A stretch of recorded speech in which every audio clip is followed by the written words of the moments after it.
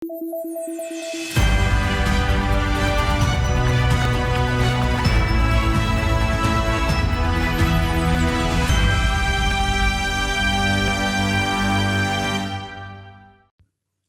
pemirsa Garuda TV, jumpa kembali bersama saya, Mayang Bulan Kalista dalam Lampung 8. Sejumlah informasi telah kami rangkai dan siap kami sajikan untuk Anda. Inilah Lampung 8 selengkapnya.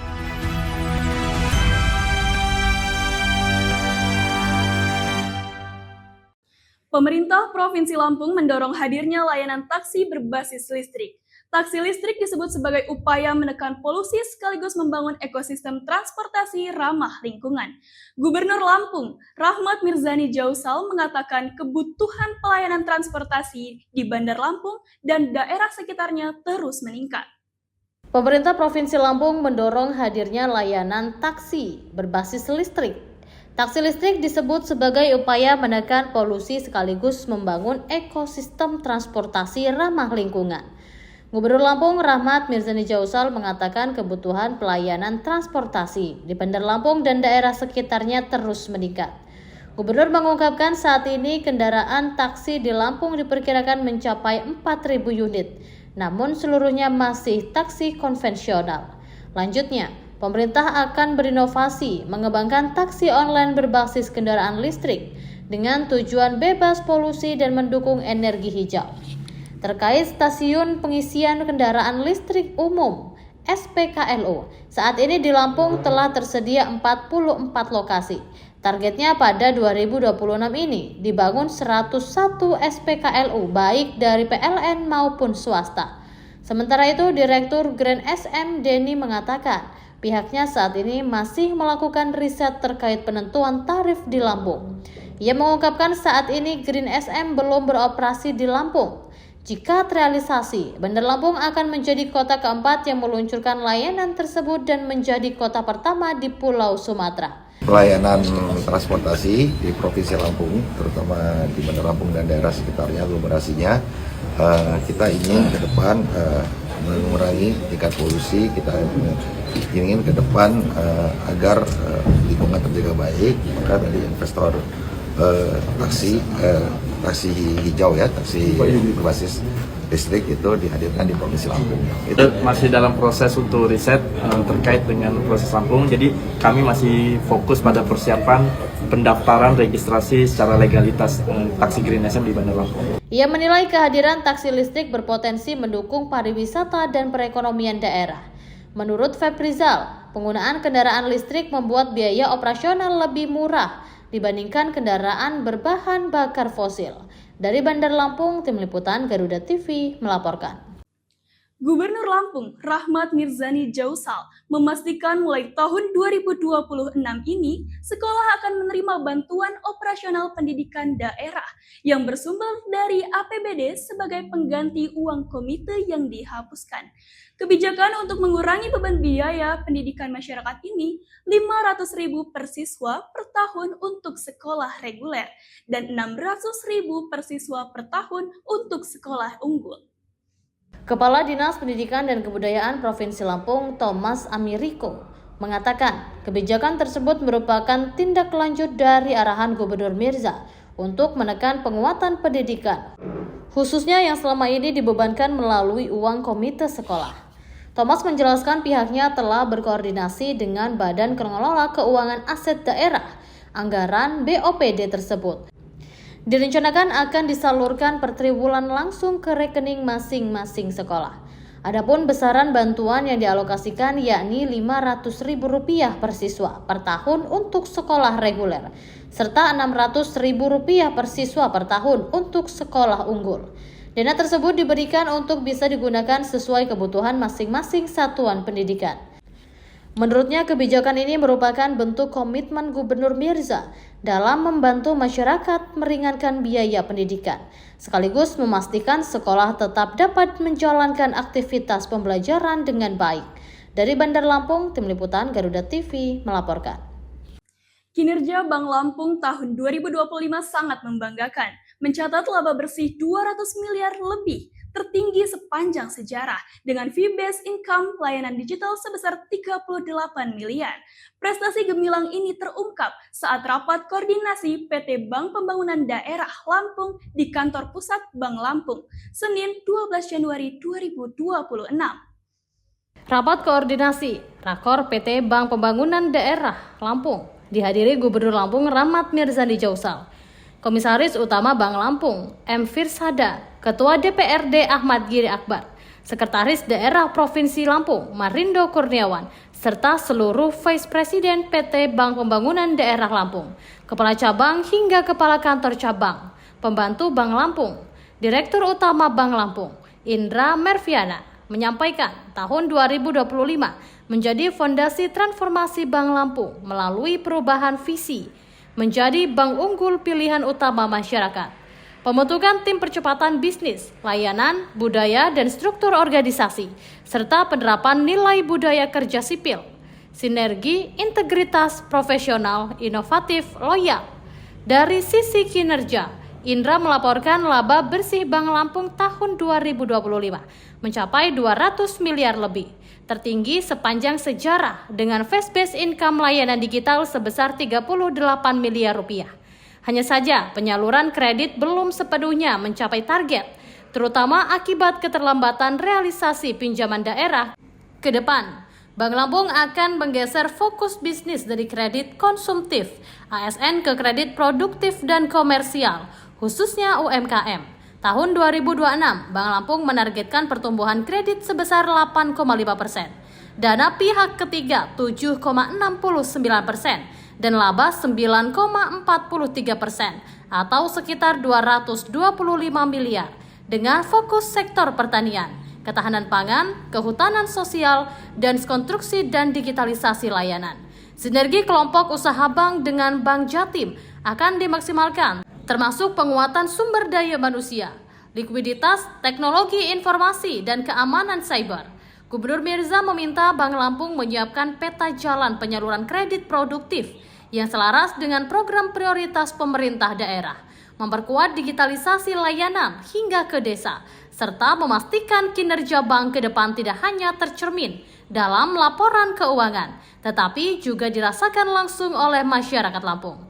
Mirza berharap Bank Lampung mampu menjadi pionir pembangunan ekonomi daerah pada 2026, dari desa hingga kota, dari APBD hingga sektor industri. Dari Bandar Lampung, Tim Liputan Garuda TV melaporkan. Alokasi dana desa untuk Provinsi Lampung tahun 2026 turun drastis, pengurangannya sampai 66%. Pada tahun 2025, Lampung mendapat 2,2 triliun rupiah. Tahun 2026 hanya sekitar 782 miliar rupiah. Kepala Dinas Pemberdayaan Masyarakat dan Desa Dentransmigrasi PMDT Provinsi Lampung, Saiful, membenarkan kalau dibandingkan dengan 2025, pemotongannya sekitar 66%. Tahun 2025 Lampung memperoleh 2,2 triliun, sementara tahun 2026 hanya sekitar 782 miliar rupiah. Jadi kurang lebih hanya 34% yang akan ditransfer ke desa. Saiful menegaskan pemangkasan anggaran tersebut merupakan kebijakan pemerintah pusat, bukan keputusan pemerintah provinsi maupun kabupaten dan kota. Dengan kondisi anggaran yang tersisa sekitar 30 hingga 35%, Saiful menyebut desa harus melakukan penyesuaian besar dalam penganggaran. Dana desa hanya boleh digunakan untuk kebutuhan yang benar-benar mendesak dan wajib. Menurutnya, beberapa pos anggaran yang masih diperbolehkan antara lain belanja pegawai tertentu dan operasional dasar desa, seperti listrik dan internet, itu pun dengan pembatasan yang ketat. Diingatkan Saiful, belanja pegawai juga dibatasi. Tidak semua boleh sementara untuk peningkatan sumber daya manusia, seperti pelatihan, perjalanan dinas, studi banding, sudah tidak diperbolehkan. Selain itu, kata Saiful, pembangunan infrastruktur yang tidak bersifat prioritas juga tidak lagi bisa dibiayai. Begitu pula dengan pemberian insentif bagi organisasi tertentu di desa. Saiful mengungkapkan Provinsi Lampung memiliki 2.446 desa.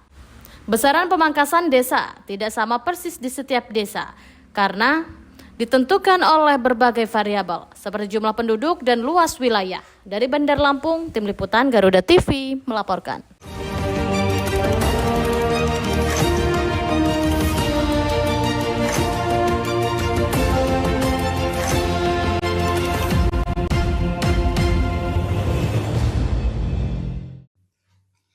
Kejaksaan Tinggi Lampung menetapkan 3 tersangka korupsi dana Sekretariat Dewan Perwakilan Rakyat Daerah Kabupaten Lampung Utara sebesar 2,98 miliar rupiah. Ketiganya berinisial AA, Sekretaris Pengguna Anggaran di Sekretariat DPRD Lampung Utara tahun anggaran 2022. Langsung ditahan. 2 lainnya berinisial IF, Bendahara Pengeluaran dan berinisial F, Kasubag Evaluasi dan Pelaporan Sekretariat DPRD Lampung Utara pada tahun 2022 belum ditahan. Aspitsus Kejati Lampung Armen Wijaya mengatakan pihaknya menetapkan ketiganya karena diduga melakukan kegiatan fiktif. Menurutnya, penetapan tersangka terhadap AA selaku Sekretaris Pengguna Anggaran pada Sekretariat DPRD Lampura tahun anggaran 2022. 2 tersangka lainnya yaitu IF selaku Bendahara Pengeluaran OPD pada Satuan DPRD Lampura, F selaku Kasubag Evaluasi dan Pelaporan Bagian Keuangan pada Sekretariat DPRD Lampura 2022. Diterangkan Armen, modus operandi pada tersangka yaitu dalam pengelola anggaran terdapat kegiatan diduga fiktif sehingga tidak dapat dipertanggungjawabkan dalam laporan pertanggungjawaban. Terhadap tersangka dilakukan penahanan hanya 1 orang yang memenuhi panggilan penyidik yakni AA, sedangkan 2 tersangka lainnya tidak memenuhi panggilan penyidik. Terhadap AA ditahan 20 hari ke depan di Rutan Kelas 1 Waihui, Lampung Selatan. Armen menjelaskan meski 2 lainnya tidak hadir karena ada kegiatan lainnya, tim penyidik sepakat menetapkan ketiganya sebagai tersangka tanpa kehadiran yang bersangkutan. Selanjutnya akan dilanjutkan pemanggilan secepat mungkin kepada 2 tersangka tersebut. Akibat perbuatan para tersangka, kerugian keuangan negara sebesar 2,98 miliar rupiah. Kejati Lampung menemukan kerugian negara tersebut dari hasil audit BPKP Lampung. Dari Bandar Lampung, Tim Liputan Garuda TV melaporkan. Bupati Tanggamus Muhammad Saleh Asnawi memberikan penghargaan kepada 15 personel Polres Tanggamus atas keberhasilannya mengungkap kasus pembunuhan pasangan suami istri di Pekon Waipring, Kecamatan Pugung dalam waktu kurang dari 1x12 jam. Penyerahan penghargaan dilakukan pada giat apel kesiapsiagaan Satuan Perlindungan Masyarakat yang digelar di Lapangan Merdeka Kota Agung pada Selasa 13 Januari 2026. Ke-15 personel Polres Tanggamus yang menerima penghargaan tersebut, Kapolres Tanggamus AKBP Rahmat Sujatmiko, Wakapolres Kompol Gigi Andri Putranto, Kasat Reskrim AKP Khairul Yasin Ariga, Kapolsek Pugung Ibda Agustri Kurniawan. Selain itu personel tim TK 308 Polres Tanggamus dan Polsek Pugung, yaitu Aibda Herwinsyah, Aibda Frendi Setiawan, Aibda Sumantri, Aibda Herli Saputra, Aibda Bobi Noviansyah, Aibda Dani Pratomo, Aibda Angga Aredea, lalu Bribka Dedi Syaifuddin, Bribka Anggi Variesta, Bribtu Sofiansyah, dan Bribda Muhammad Guma Paladov. Kapolres Tanggamus AKBP Rahmat Sujatmiko menyampaikan terima kasih atas penghargaan yang diberikan Bupati Tanggamus serta dukungan seluruh elemen masyarakat. Kapolres juga mengajak masyarakat untuk terus berperan aktif dalam menjaga keamanan dan ketertiban lingkungan. Bupati Tanggamus Muhammad Saleh Asnawi menyampaikan apresiasi dan rasa bangga atas kinerja jajaran Polres Tanggamus. Dimas kumpul semua jadi satuan dalam rangka untuk mengamankan Kabupaten Tanggamus dari segala macam tindakan kriminal dan lain sebagainya. Jadi mereka cukup siap, cukup sigap. Untuk kita tekankan supaya mereka selalu sigap, selalu bisa berkoordinasi, selalu bisa berkolaborasi sama pengamanan, sama polisi, sama tentara, sama siapapun yang terkait dengan keamanan, mereka harus sigap. Apa ini ada keterkaitan dengan banyaknya laporan di medsos Pak? Iya, saya kira memang Tanggamus ini banyak sekali ya, kecuali dari medsos memang kita harus antisipasi. Walaupun sebetulnya tidak ada berita dari medsos atau apapun, kita harus antisipasi. Dari ini kita harus betul-betul aman untuk masyarakat, karena kita mau membangun. Bagaimana mungkin kita bisa membangun Tanggamus ini kalau keamanan tidak ada? Siapa yang mau masuk, siapa yang mau investor yang mau masuk? makanya saya minta Linmas itu harus betul-betul bisa koordinasi dengan polisi, dengan tentara, dengan anggota Polri, dengan Babinsa, semua harus bisa berkolaborasi. Kita hari Selasa tanggal 13 Januari kita bersama dengan Pak Bupati, Pak Nadiem, serta seluruh elemen masyarakat melaksanakan giat apel Linmas dalam rangka untuk sama-sama kita sadar Kamtibmas bahwa kita ketahui bersama untuk wilayah Tanggamus ini sangat luas, kemudian juga daerah pegunungan, kemudian juga banyak lokasi wisata. Jadi harapannya keamanan, ketertiban masyarakat itu tidak hanya pada unsur alat negara, tidak hanya unsur bersama pemerintah, TNI, Polri, tapi sadar Kamtibmas itu keamanan milik kita semua elemen masyarakat. Jadi harapannya kita bisa lebih bersinergis dalam menjaga Kamtibmas yang ada di wilayah Tanggamus ini.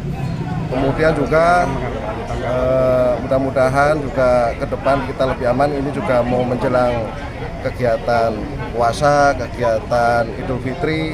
Harapannya kita semakin lebih aman. 3 personil BPBD Kabupaten Tanggamus, 3 personil Taruna Siaga Bencana, serta 6 anggota tim Vertical Rescue Indonesia atas peran mereka dalam penyelesaian pembangunan jembatan gantung Garuda di Pekon Umbar, Kecamatan Kelumbayan.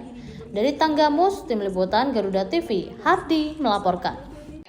Ya, pemirsa, ribuan massa di Lampung Timur melakukan aksi di kantor Balai Taman Nasional Waikambas. Massa meminta agar pihak balai bertanggung jawab atas timbulnya korban jiwa akibat timbulnya konflik antara manusia dan gajah. Sekitar 10.000 massa yang tergabung dalam aliansi masyarakat desa penyangga dari 2 kecamatan, Jepara dan Labuhan Ratu, Kabupaten Lampung Timur, melakukan aksi di kantor Balai Taman Nasional Waikambas. Dalam aksinya, massa meminta agar pihak Balai Taman Nasional Waikambas atau Kementerian Kehutanan bertanggung jawab atas meninggalnya beberapa warga atau tetangga mereka akibat amukan gajah. Massa aksi meminta agar pihak balai memenuhi kebutuhan makan gajah, menuntut pemerintah mengaudit anggaran yang dikeluarkan untuk TNWK, serta meminta pegawai yang ada di balai TNWK untuk mundur karena dianggap tidak bisa bekerja. Selain itu, massa juga meminta agar pemerintah segera membuat solusi supaya konflik antara manusia dan gajah bisa dihindari. Massa menganggap program yang sudah dijalankan oleh pihak Balai TNWK atau Kementerian Kehutanan hanya kegiatan seremonial yang tidak ada hasilnya.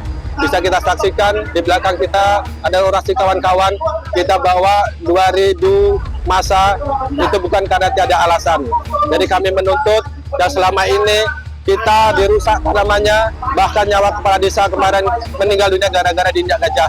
Kami datang ke sini dengan baik, dengan tertib, mengajukan beberapa tuntutan dan harapan. Di antaranya bagaimana agar supaya gajah itu tidak masuk di peladangan-peladangan kami. Tentunya ini menjadi atensi besar. Harapan kami semoga didengar oleh Bapak Presiden, para pemangku kebijakan agar supaya melihat kami warga penyangga hutan Taman Nasional Waikambas yang selama ini tidak ada henti-hentinya dalam konflik gajah dengan Taman Nasional Waikambas. Massa geram karena konflik antara gajah dan manusia sudah terjadi puluhan tahun. Namun sayangnya hingga saat ini belum juga ada solusi. Bahkan tak hanya merusak tanaman milik warga, namun sejak beberapa tahun terakhir sudah menimbulkan korban jiwa.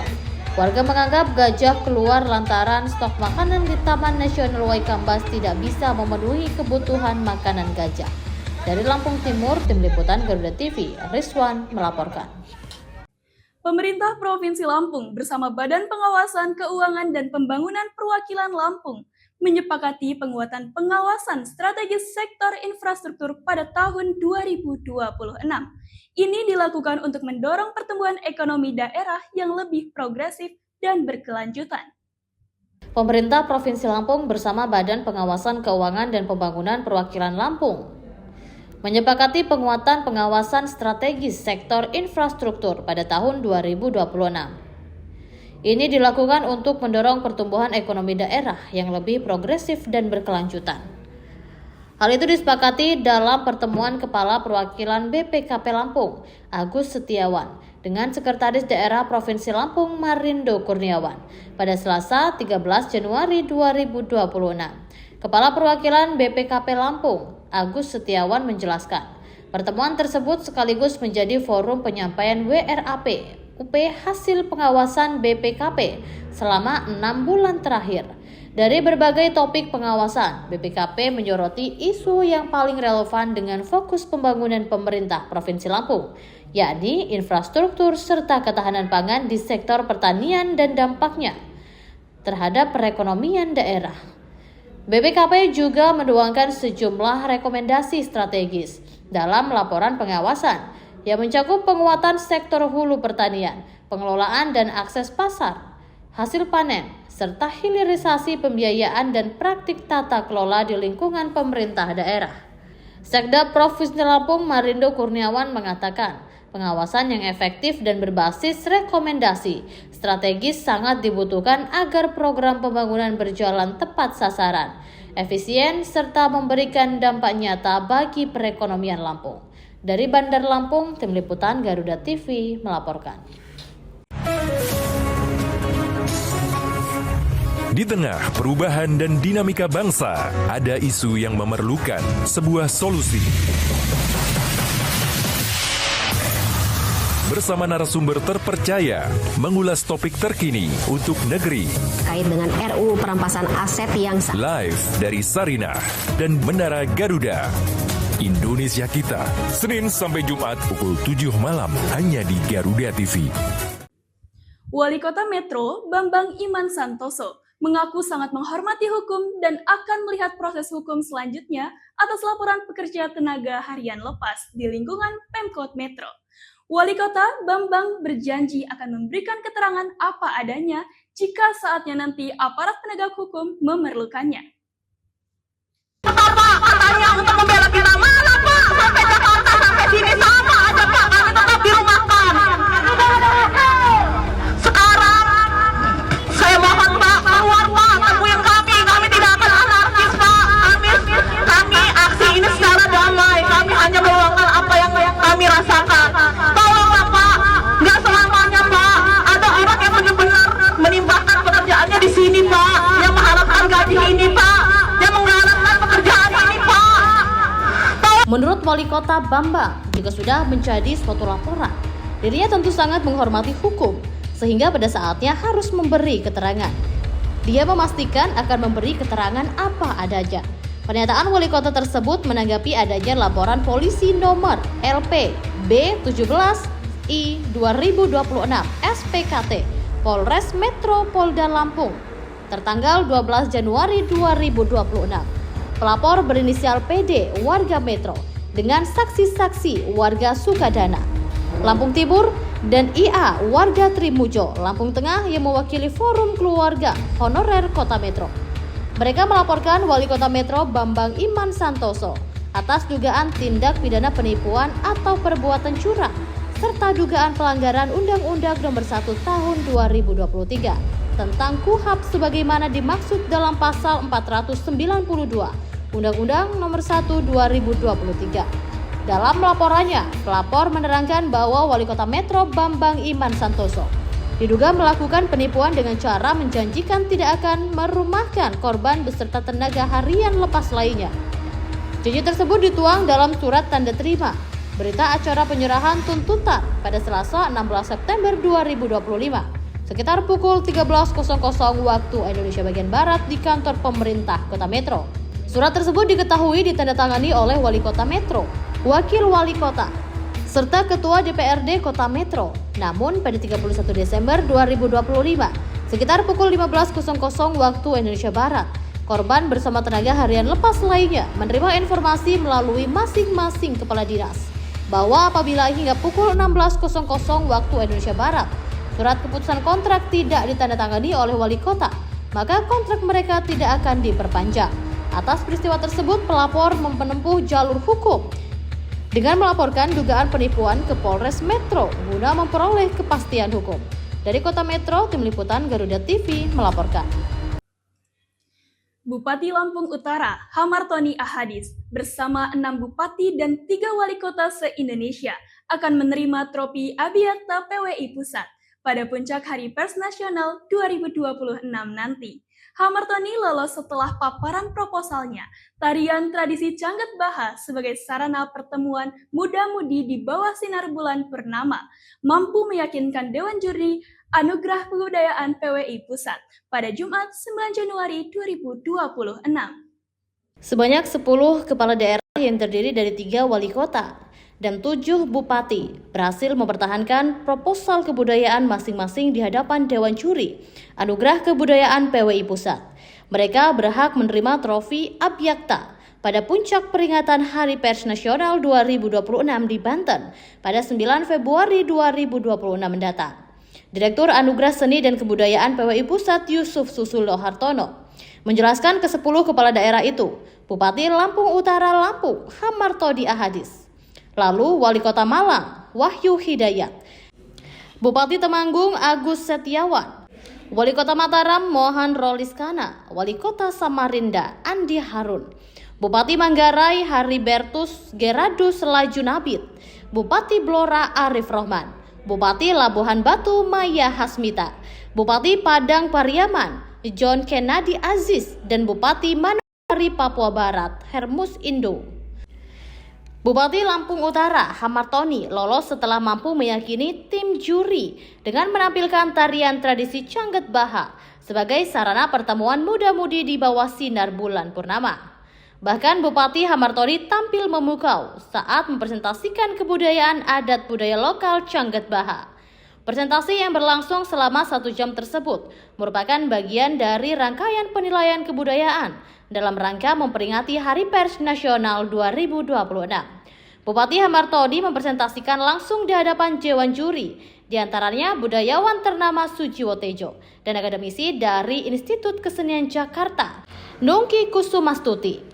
Dalam paparannya, Bupati Lampung Utara menjelaskan bahwa Cangget Baha bukan sekedar tarian biasa, melainkan sebuah kegiatan identitas masyarakat Lampung. Budaya ini merupakan tarian adat yang biasanya digelar pada malam bulan purnama setelah panen raya. Cangget Baha merupakan cerminan karakter dan jati diri masyarakat Lampung Pepadun, termasuk masyarakat Kabupaten Lampung Utara, yang hingga kini masih berkembang dan terus dilestarikan melalui upaya pelindungan, pengembangan, dan pemanfaatan oleh pemerintah daerah. Cangget Baha ini adalah tradisi masyarakat Lampung Utara sebagai ajang silaturahmi dan perkenalan muli mehanai, bujang gadis yang kerap menjadi sarana mencari jodoh. Seiring perkembangan zaman, Cangget Baha hingga saat ini masih dilaksanakan dan beradaptasi tanpa meninggalkan nilai tradisi. Cangget Baha belakangan ini digelar saat merayakan Hari Raya Idul Fitri sebagai ajang silaturahmi muli mehanai, khususnya perantau, guna mempererat ikatan sosial masyarakat. Dari Jakarta, Tim Liputan Garuda TV melaporkan. Penyidik Kejaksaan Tinggi Lampung memeriksa Raden Kalbadi, ayah dari mantan Bupati Waikanan Raden Adipati Surya, Senin 12 Januari 2026 malam. Pemeriksaan berkaitan dengan dugaan penguasaan kawasan hutan yang dialihfungsikan menjadi perkebunan di Kabupaten Waikanan. Menurut Asisten Pidana Khusus Kejati Lampung, Armen Wijaya, Raden Kalbadi, keterangan terkait aktivitas perkebunan yang berada di wilayah Waikanan. Dijelaskan sebelumnya, penyidik Kejati Lampung juga telah memeriksa mantan Bupati Waikanan Raden Adipati Surya. Pemeriksaan berlangsung selama kurang lebih 11 jam, mulai pukul 10.30 waktu Indonesia Barat hingga sekitar pukul 21.30 waktu Indonesia bagian Barat, dengan total 30 pertanyaan. Dalam pemeriksaan tersebut, Raden Adipati Surya hadir mengenakan batik coklat kombinasi hitam, celana hitam tas ransel, serta kacamata hitam. Ia dimintai keterangan dalam kapasitasnya sebagai kepala daerah pada saat menjabat Bupati Waikanan, khususnya terkait penerbitan perizinan. Pemeriksaan ini merupakan kali kedua bagi Raden Adipati Surya. Sebelumnya, ia diperiksa pada Senin 6 Januari 2025 terkait dugaan mafia tanah yang mengambil alih kawasan hutan dan mengalihfungsikannya menjadi perkebunan di Kabupaten Waikanan. Kejati Lampung menduga adanya tindak pidana korupsi dalam penguasaan kawasan hutan tersebut. Hingga kini jaksa telah memeriksa belasan saksi dari Dinas Kehutanan, Dinas Perizinan, serta Kementerian Kehutanan dan masih terus mendalami modus yang digunakan dalam kasus tersebut. Dari Bandar Lampung, Tim Liputan Garuda TV melaporkan. Ya, pemirsa, puluhan atap rumah warga pada 2 kecamatan di Kabupaten Tulang Bawang, Lampung rusak dihantam angin puting beliung pada Minggu 11 petang sekitar pukul 19.30 waktu Indonesia bagian Barat. Hujan deras disertai angin kencang di Kampung Sidomulyo, Kecamatan Penawar Tama, Kabupaten Tulang Bawang, Lampung, mengakibatkan kerusakan ringan pada atap bangunan rumah dan gereja. Setidaknya terdapat 132 atap rumah dan bangunan gereja di Kampung Sidomulyo mengalami kerusakan. Pada waktu yang sama, angin puting beliung juga merusak 15 atap rumah dan sekolah di Kampung Sungai Nibung dan 4 atap rumah di Kampung Adiwarna, Kecamatan Dantel Teladas. Kami dapatkan dari camat maupun kepala kampung ada sekitar 122 rumah RK 1, RK 6, RK 7 banyak 122 ringan semua. Tapi kalau ini berat ini biar rata. Ini rumah pertama karena dia bangun yang baru, kena angin semalam langsung rata. Warga bersama Badan Penanggulangan Bencana Daerah, pihak kecamatan, Polsek, dan Koramil bergotong royong sedang melakukan evakuasi, pembersihan pohon-pohon yang tumbang, dan perbaikan kerusakan rumah. Dari Tulang Bawang, Tim Liputan Garuda TV, Triono dan Akifullah melaporkan. Demikian pemirsa, informasi tadi sekaligus mengakhiri perjumpaan kita pada hari ini. Tetap saksikan Lampung 8 dimanapun Anda berada.